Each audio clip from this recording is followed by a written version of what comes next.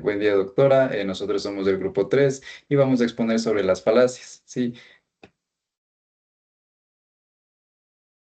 esta es la conformación de mi equipo. Y estos son los temas en específico que se van a abordar sobre las falacias, que son tres, que son las de causa falsa, las de composición y división y las de definición persuasiva. Y como añadidura, una introducción y una conclusión como subtemas complementarios que ayudarán a entender mejor el tema. Dicho esto, empecemos. En el análisis del razonamiento y la argumentación, es fundamental identificar errores lógicos que pueden debilitar o distorsionar nuestras conclusiones. Hoy hablaremos de tres falacias muy comunes. La falacia de causa falsa, que consiste en atribuir una causa a un efecto sin evidencia suficiente. La falacia de composición y división, donde se confunden las propiedades de las partes con las del todo y viceversa. Y la falacia de división persuasiva, que manipula el significado de términos para influir en la opinión. Comprender estas falacias no solo nos ayuda a contribuir argumentos más sólidos, sino también a evaluar de manera crítica las ideas que recibimos en distintos ámbitos, desde el jurídico hasta el cotidiano. A continuación, mi compañero.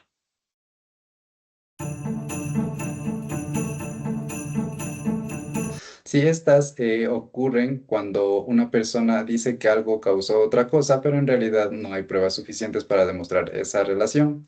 Es un error común en el razonamiento donde se confunde coincidencia con causa. Por ejemplo, si alguien dice me enfermé porque ayer salí sin abrigo, está afirmando que salir sin abrigo causó la enfermedad, pero puede que haya sido por un virus o por algo que comió. Solo porque una cosa ocurre antes de otra no significa que la haya provocado. Esta falacia puede surgir por apurarse en sacar conclusiones sin investigar bien o por querer encontrar una explicación rápida a algo que ocurrió. ¿Y cómo funciona esta falacia de causa falsa? Pues esta funciona a través de un error en el razonamiento que confunde la correlación con la causalidad. El mecanismo lógico parte de observar que dos hechos ocurren juntos o uno después del otro y automáticamente se concluye que el primero causó el segundo. Es decir, la mente crea una conexión de causa y efecto solo porque los eventos están relacionados en el tiempo o en la apariencia, sin comprobar si realmente uno influye en el otro. Este razonamiento salta a una conclusión sin evidencia sólida, omitiendo otras posibles causas o factores que podrían explicar mejor lo que ocurrió. Así, el error no está en los hechos en sí, sino en cómo los relacionan de forma apresurada y sin análisis lógico. Entonces, con todo esto tenemos una pequeña fórmula que puede correlacionarse con lo que es la falacia de causa falsa. Y podemos decir que hecho A ocurrió antes o al mismo tiempo que hecho B. Y eso da ya que entonces A causó B. Sí, para hacerlo más práctico, vamos a poner unos ejemplos. Vamos a poner un ejemplo no jurídico, uno cotidiano para entender mejor esta falacia. Sí, digamos que un joven dice que cada vez que se pone una camiseta roja le va mal en los exámenes. Y dice, asegura que esa camiseta es de la mala suerte. Entonces, ¿qué ocurre aquí?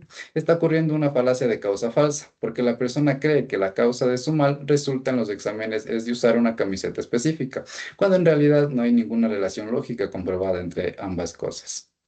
Sí, así también pongamos un ejemplo jurídico. Un ejemplo, digamos que en un juicio penal el fiscal alegó lo siguiente.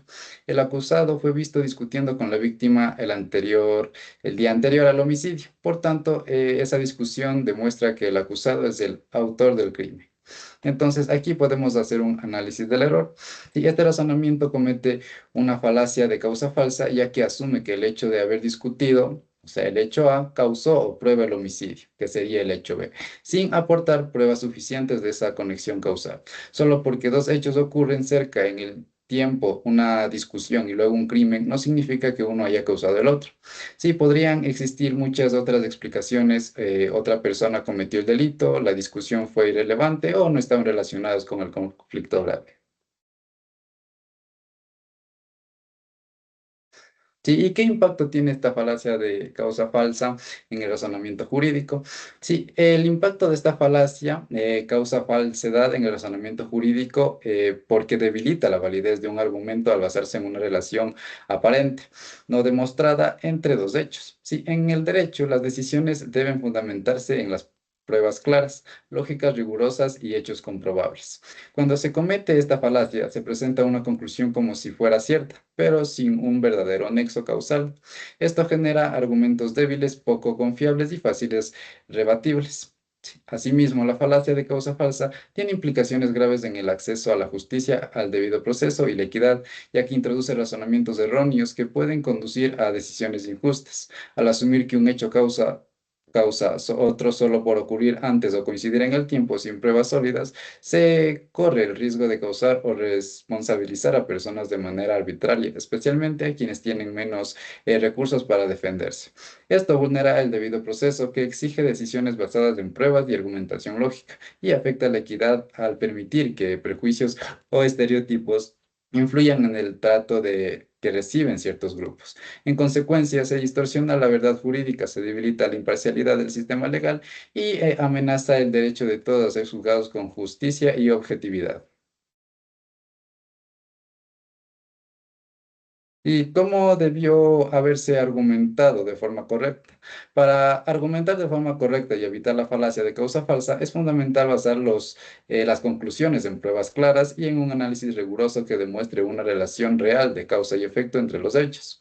En lugar de asumir que porque un evento ocurrió antes o junto a otro, entonces el primero causó el segundo. Se debe investigar y presentar evidencias concretas que confirmen esa conexión. Además, es importante considerar y destacar otras explicaciones al hecho en cuestión. En el ámbito jurídico, esto implica fundamentar los argumentos con peritajes, testimonios, documentos y hechos verificables, respetando el principio de presunción de inocencia y garantizando el debido proceso. Sí, de este modo, el razonamiento será sólido, objetivo y confiable, evitando conclusiones apresuradas o infundadas. A continuación, mi compañero.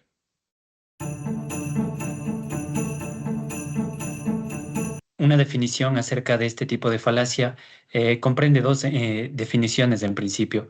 Composición es cuando se asume lo que es verdad en parte, es verdad en el todo. O sea, consideremos que la verdad en las partes es similar en cada una de las partes.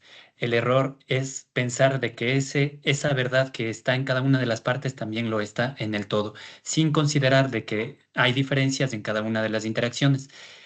Y por otro lado, la falacia de división, que supone que lo que es verdad en el todo aplica también para cada una de las partes, ignorando las propiedades emergentes.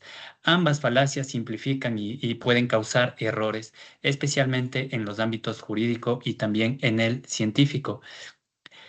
El mecanismo lógico mediante el cual opera este tipo de falacias, primero, el error está en asumir que las características de las partes se aplican automáticamente al conjunto completo.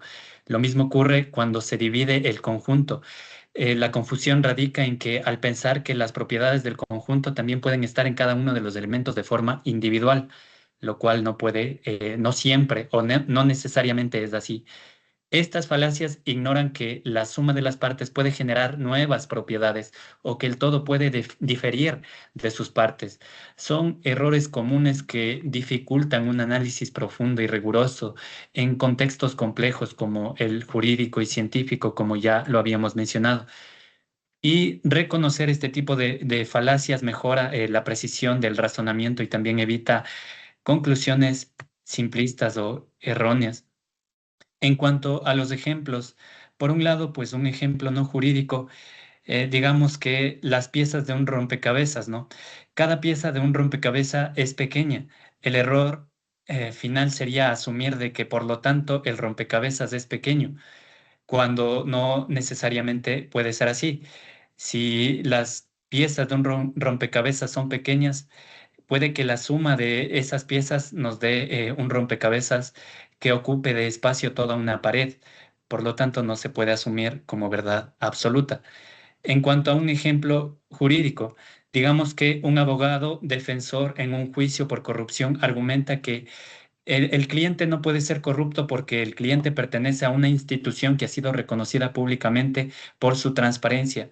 Entonces aquí el error radica en asumir que porque la institución es transparente, el servidor público o privado también lo es, cuando no puede ser así. La institución puede ser transparente, pero puede que cada uno de los servidores no lo sea. ¿Cuál es el impacto de esta falacia en el razonamiento jurídico? Primero, esta falacia debilita el argumento porque rompe la lógica del razonamiento. Cuando hay una falacia, la conclusión no se sigue de forma válida de las premisas, por lo que puede ser falsa o infundada. Disminuye la credibilidad del argumento y del hablante. La audiencia puede perder confianza en quien presenta el argumento y en lo que dice también. Desvía la atención del tema principal. Muchas falacias introducen ideas irrelevantes o personales que distraen y evitan un análisis correcto.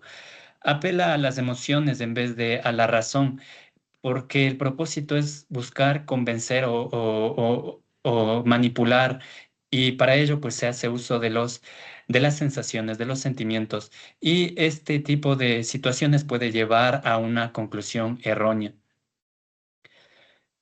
¿Cuáles son las propuestas de corrección que se pueden tomar en cuenta para evitar este tipo de falacias?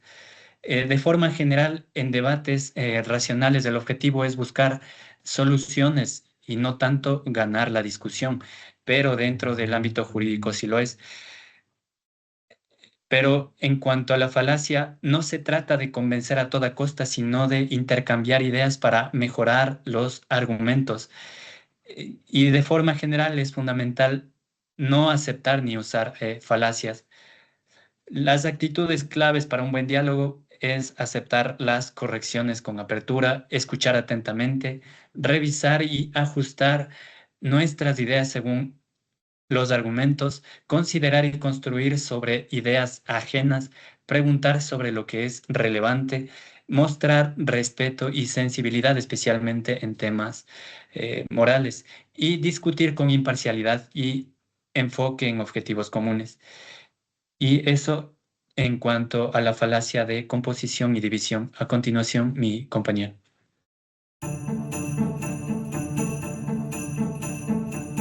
Esta falacia ocurre cuando se presenta una definición que pues, parece objetiva, pero en realidad incluye una valoración subjetiva oculta para influir en la opinión del receptor. En vez de clarificar un concepto de manera neutral, la definición se usa como herramienta para sesgar el juicio, orientándolo emocional o ideológicamente sin ofrecer argumentos claros. Esta falacia es común en debates ideológicos, políticos o religiosos, donde las palabras tienen fuerte carga simbólica. Su peligro está en que no confronta directamente ideas opuestas, sino que establece un marco tendencioso desde el inicio, reemplazando el razonamiento por una manipulación sutil del lenguaje que condiciona la discusión antes de que ésta comience. Muy bien. El mecanismo lógico mediante el cual opera esta falacia, pues la falacia de definición persuasiva funciona manipulando al lenguaje al incluir una valoración emocional dentro de la definición de un término, lo que obliga al interlocutor a aceptar o rechazar una postura sin justificación racional. La conclusión ya está implícita en la definición misma, haciendo innecesaria una argumentación real. Así sea falsa el debate, pues en vez de discutir el valor o significado de una idea, se presenta de forma que parece evidente aceptarla o rechazarla, etiquetando emocionalmente a quien se opone. Esta estrategia retórica evita el razonamiento lógico y reemplaza la discusión por una predisposición afectiva disfrazada de objetividad. Su efectividad radica en que se acepta el lenguaje sin cuestionarlo, introduciendo una conclusión no demostrada y bloqueando un análisis crítico y razonado. Ejemplo no jurídico. Vamos a un ejemplo no jurídico, ¿no? Aquí supongamos que se dice que la ciencia es el conocimiento auténtico que solo las personas racionales pueden aceptar. Esta definición aparentemente objetiva en realidad excluye implícitamente a quienes creen en otras formas de conocimiento, como la fe, la intuición o las cosmovisiones indígenas, presentándolos como irracionales. Se introduce una carga valorativa auténtico-racional que inclina el juicio hacia la ciencia y descalifica otras posturas sin debatirlas racionalmente. Muy bien. Vamos a lo que es, en este caso, a un ejemplo jurídico concreto. En este caso, supongamos que se dice que el aborto es el asesinato legalizado de seres humanos indefensos. Esta afirmación no es una definición jurídica, sino una carga ideológica camuflada de definición. En el Ecuador, el aborto tiene supuestos de despenalización, de acuerdo al artículo 150 del Código Orgánico Integral Penal, por lo que esta expresión ignora el marco legal y sustituye el razonamiento jurídico por una predisposición emocional. La intención no es de explicar el aborto como intuición jurídica, sino forzar una condena emocional sin argumentar. Ahora vamos a analizar el impacto de la falacia en el razonamiento jurídico, cómo debilita la validez de un argumento y qué implicaciones puede tener en el acceso a la justicia, el debido proceso o la equidad. Esta falacia debilita un argumento porque en lugar de ofrecer razones claras y objetivas, usa definiciones que ocultan una opinión disfrazada de verdad, haciendo que el argumento parezca correcto desde el inicio sin demostrar nada. Por ejemplo, definir a un patriota como alguien que obedece sin cuestionar al gobierno impone una visión sesgada que excluye otras posturas sin justificación lógica. Esto manipula el lenguaje para ganar la discusión cambiando el sentido de los términos, lo que hace que el argumento pierda fuerza y validez. En el ámbito jurídico, esta falacia puede tener graves consecuencias, ya que al usar definiciones como opiniones ocultas, se pierde la imparcialidad esencial para el debido proceso y la equidad, haciendo que una persona pueda ser juzgada injustamente desde el principio solo por cómo se usan las palabras, en lugar de analizar los hechos de manera objetiva y justa. Muy bien, en cuanto a la propuesta de corrección, ¿cómo debió haberse argumentado de forma correcta? Pues para evitar la falacia de definición persuasiva, el argumento debió constituirse de forma neutral y objetiva, sin meter opiniones o juicios de valor dentro de la definición misma. En lugar de disfrazar una postura como si fuera parte del significado de una palabra, se debería presentar primero una definición clara, comúnmente aceptada o técnica, y luego, si se quiere opinar o valorar, hacerlo con argumentos separados, basados en hechos, razones o ejemplos. Eso es todo en cuanto a la falacia de definición persuasiva. Como hemos visto, las falacias de composición, división y de definición persuasiva afectan profundamente a la solidez del razonamiento jurídico, ya sea trasladando propiedades sin justificación o manipulando el lenguaje con sesgos ideológicos.